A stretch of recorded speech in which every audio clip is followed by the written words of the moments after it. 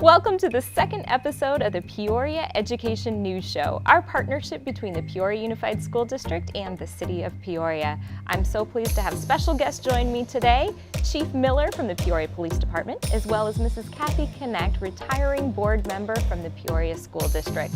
I'm also joined by Barb Coakley. She's with the Met Professional Academy. All that and more after this.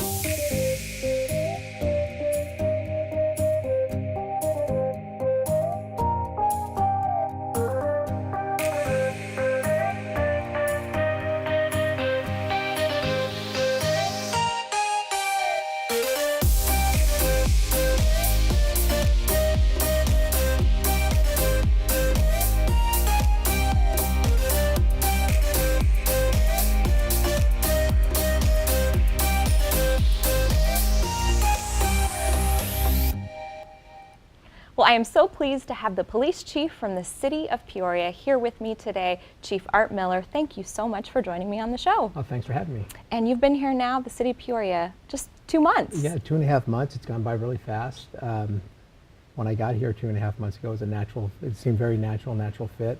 I've been treated really well by the department members and the community. It's fantastic. Well, we're so pleased to have you. Thank you. Tell me just a little bit about your background. So starting from way back when, I did a majority of my career with Los Angeles Police Department. I worked a whole variety of assignments there, anything from patrol to investigations to administrative positions.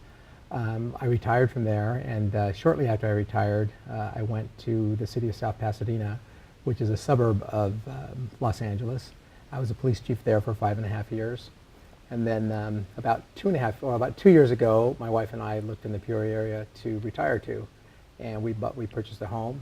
And for the past year, I was commuting back and forth to South Pasadena, and it worked out really good for me. I had a very supportive council and city manager, and then the position came open here, and I was fortunate enough to be selected. Well, it seems like a natural fit. Yeah. What stands out to you about the city and just your short time here as the chief? What are some things that you've really been able to recognize over the last couple of months? Well, from a professional standpoint, I know that what I've recognized, and it comes to fruition, is that the highly motivated police force, very supported by a council and mayor, city manager. And the work that we do, it's a full-service police department. We handle all investigations, and that's on that part of it. A very engaged community, which is something I'm very familiar with and very comfortable in working in that environment. But just generally speaking about Peoria, some of the things that stand out with my wife Lynn and I people are super friendly. The vistas are beautiful. It's clean, beautiful skies, and just friendly people, friendly neighbors. It's a wonderful community, really for is. sure. It really is, and I'm glad to hear everyone's been so welcoming to you. As far as the school district goes, we could not do what we do every day if we didn't have the support of the Peoria Police Department. We're also in Glendale, so we're pleased to have that relationship with them as well. But in particular, we rely, I know, very heavily on your team and everything that you do to support us. Can you talk a little bit about some of the things that are important to you when it comes to public safety in schools? So the public safety in schools, I think, really begins at home, and it has to do with good parenting, good discipline with the children, and then having the parents have a good communication with the school district. Aside from that, the police department's role, we have 4 school resource officers that work in our schools. Very good relationship there, and I think it really ties the police department into the community even more, because we're able to affect people's lives in a positive manner. The safety of the children is foremost in all of our minds. Anytime there's a call at a school, not only do the school resource officers respond, but the patrol officers respond as well. So we have a very keen ear to the needs of the school district, and we'll always be there for them. Well, we've so appreciated that relationship over the years, and I know you mentioned the school resource officers, and I want to go back to them just a little bit. The work that they do is so important, and we've been really pleased to have them at every high school in our school district, 4 of them, as you said, in the city of Peoria. But I think what's really special about them is that they're more than just a police presence on campus. They're really a part of that campus community, and I understand we're getting 2 new ones that we'll be able to welcome soon. Right, we're going to be welcoming Andrew Marks and Beth Griffin. They'll be the new school resource officers. The reason they were chosen is because they're very insightful into what the city has to offer, and also that they're motivated and they want to do a good job for our school district. And you're right, the school resource officers do a lot more than just be a police presence. They're there for counseling, they're there for problem solving, and then also to work with the parents and the school staff to make sure that the children have the proper service that they need from our police department. Wonderful. Well, I know you also mentioned families and that being really important. So that was really interesting to hear. I couldn't agree with you more. What might be maybe some tips for families, some advice maybe you might share with families with children on how they can help work with the police department, work with the school district to ensure a safe community? Right. That'll be a tightrope I'll be walking right now then. Because I really do believe in personal responsibility and the responsibility of parents to do the good parenting job that they should do.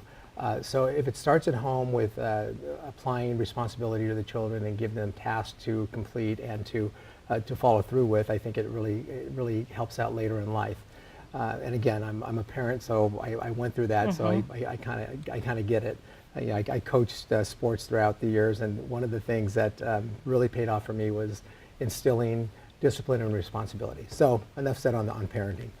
But what parents can do is to, if they hear something that their children are saying that doesn't sound right, talk to them, let us know, let the school know, and then we can follow up on that, whether it be cyberbullying or bullying at school, anything like that. Anything that doesn't sound right to them, they should follow up on it and not let it just sit. Let an authority figure know so that we can take the proper action, if any. And part of that's just being engaged in their child's life. We talk about that in the school district all the time, just trying to be actively engaged in what's going on with your child and what's going on at school. We know that that's so critically important. And so, yeah, totally is. And again, the more we're engaged in all facets of a child's upbringing, the better off we're all going to be. Absolutely. Well, thank you so much, Chief. Thank you. It's such a pleasure to have you here you. in Peoria. We look forward to a continued strong relationship with you and with all of your officers as well. Thank you so much. Thank you.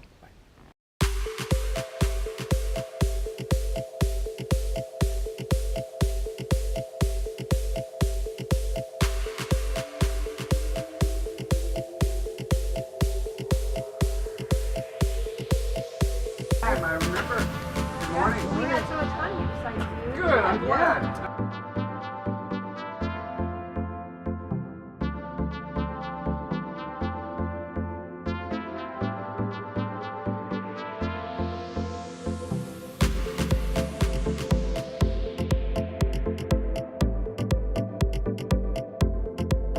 Continue to grow in that area. Would you give feedback as you're walking through If you have questions, just raise your hand. I don't have jokes like the jungle tour. I'm still working on that. Welcome to Peoria Traditional. We're so happy to have you all with us this morning.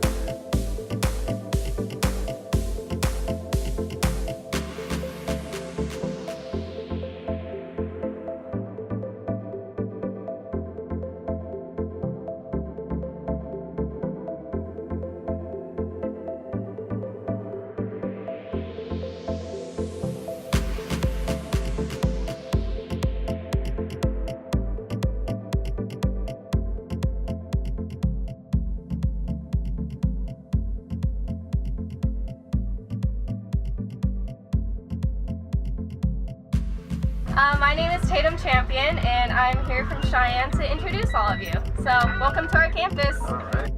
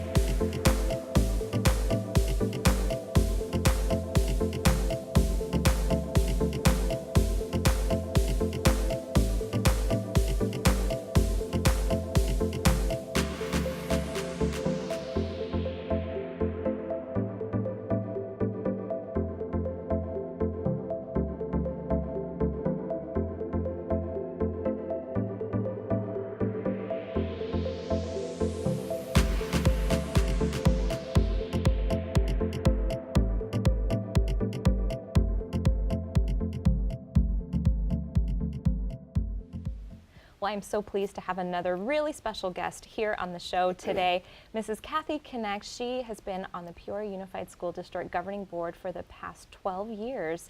Mrs. Knecht, I'm so pleased to have you here. 12 years. 12 years. Quite a bit of time, and I know in 12 years you have seen so much change in the community and in our school district. As you reflect back on the past 12 years of service, what comes to mind maybe as some of the more memorable moments for you serving our school board? Oh gosh, so many memories, so many rewarding things that I've been able to be a part of. Certainly the first thing that we did when I came on the board was we made our campuses safer by ensuring that kids stay on campus at lunch, and that was actually a big fight. It was trial by fire for me, but I believe then it was the right thing to do, and we did that. And of course we saved Old Main. That was a tough decision to make, but not only did we save that historic building, but we put incredible programs in that building to serve different populations of our students. And speaking of the MET program and our Flex Academy that's there now, we have embraced an incredible number of choices for the students in our community.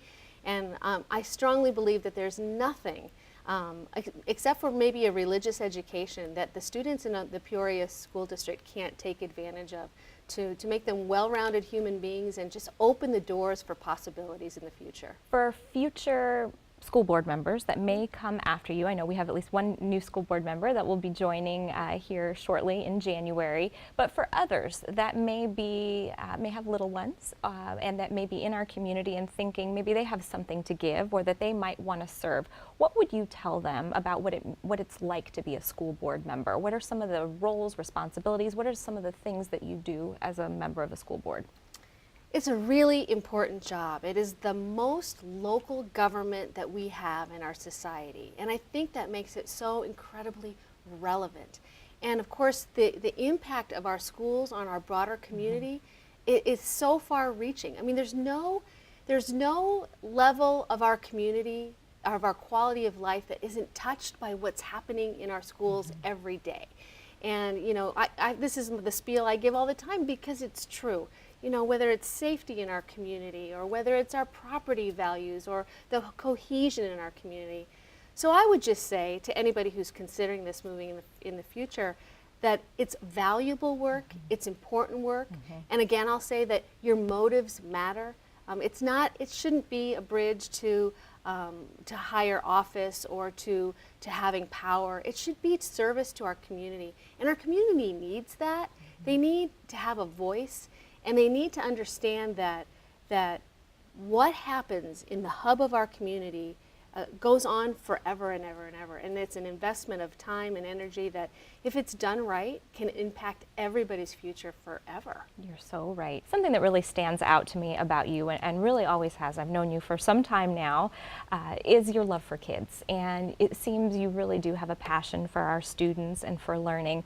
What does it mean to you when you get to go into our classrooms and see our students learning and see our teachers teaching? Well, gosh, it has been 12 years, so I've watched the evolution of even how we teach, you know, from 12 years ago to now, and it's exciting, and I think that whether we're reading a book to a kid or watching our robotics program, our kids are just so excited to be learning. And when I was a teacher, I used to talk about that light bulb moment when you can see that light bulb go off over a kid's head.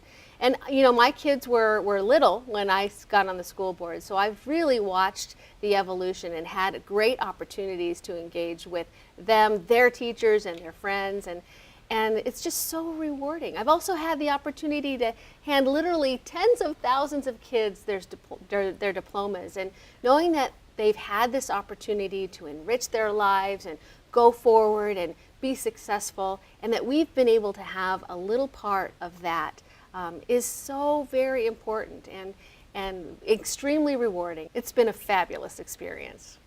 Very well said. Well, I know, Kathy, you will continue to make a very big impact across our community, across the state of Arizona, and whatever you do next, but we so appreciate your service to the Peoria Unified School District and to this community. You have most certainly left your mark. Thank you very much. Thank you. You can tune in and see all of the governing board meetings for the Peoria Unified School District live stream or replayed from our website, peoriaunified.org.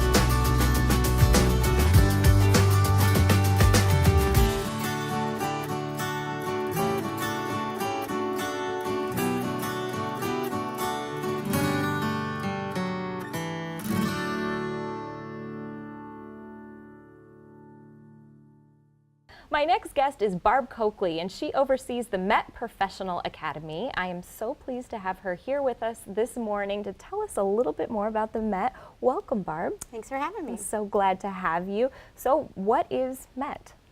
So MET is a profession-based education model that we're part of a national network called CAPS, Center for Advanced Professional Studies. And students come to us, juniors and seniors from all 7 high schools for half a day.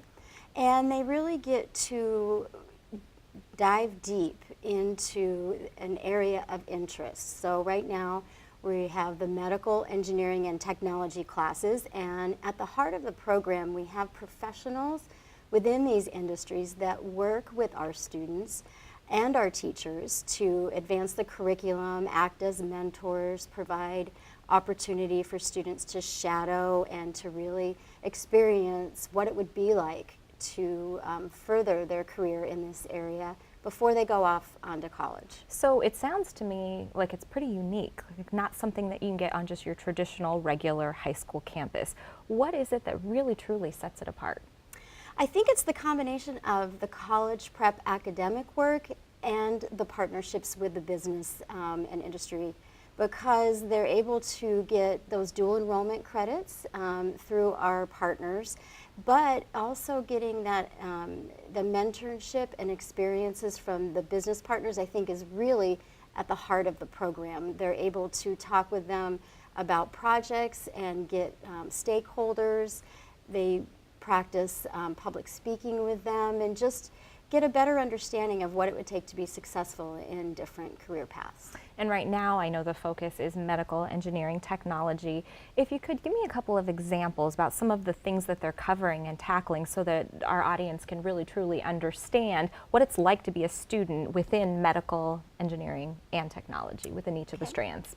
So we call our medical program kind of pre-med. So they're Okay. taking those first classes through our dual enrollment partner, GCU, that you would take if you're going to go into any medical profession, nursing, doctor, physical therapist, psychologist, any of those types of fields. And so they're getting that coursework, that college level coursework. They're also getting experience in the cadaver lab at GCU to make sure that this is truly the path that they want to take.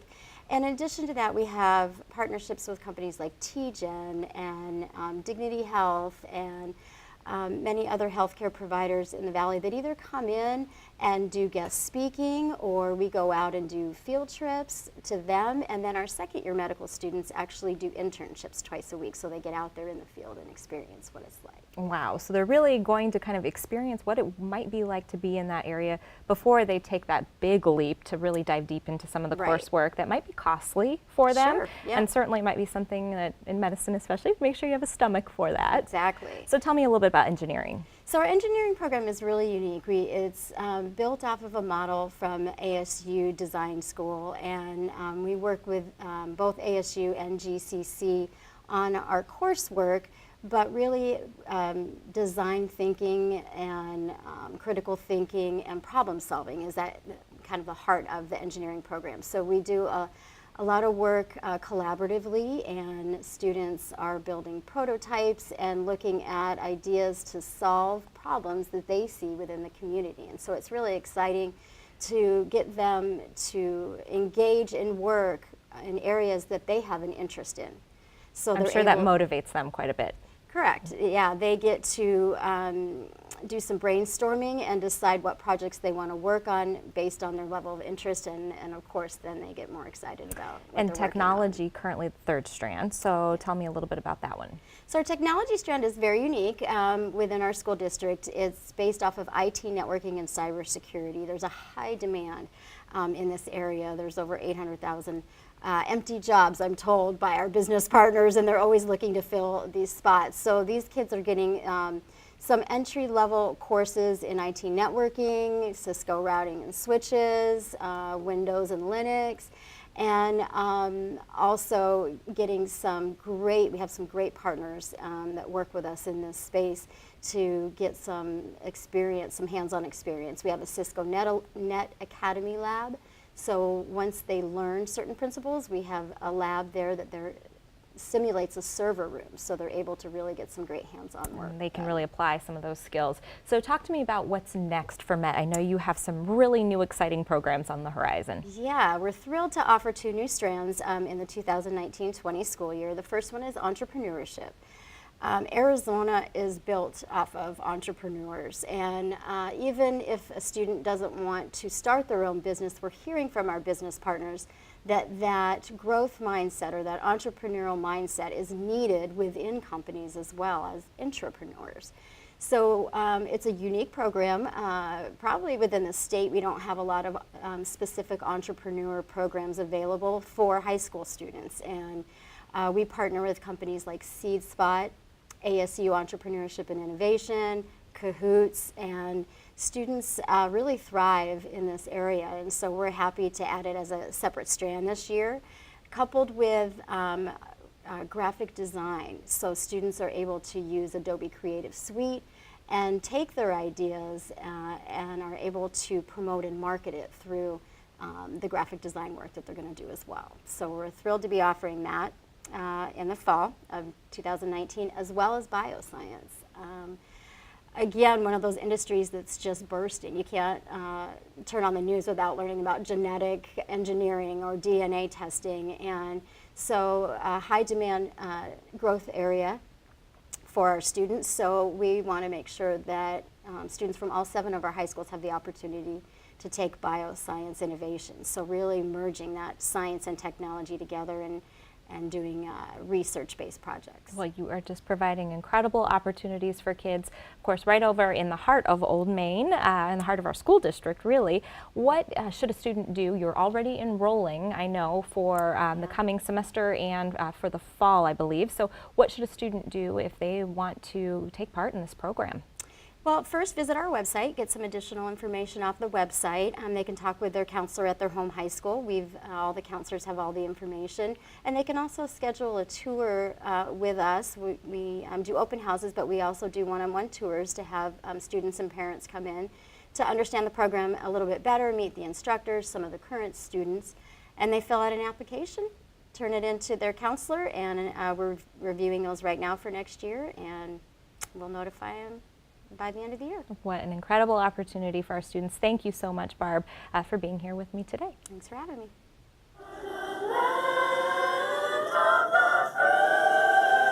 The colors are bold and portray our own beautiful palette. The rust and browns of the Sonoran Desert and the mountains all around us, and the blues of the waters of our own Lake Pleasant and the Arizona skies. The colors blend together as all Peorians are unified from one end of the city to the other, from the first citizen to the last, in the shared blessings of our cherished home.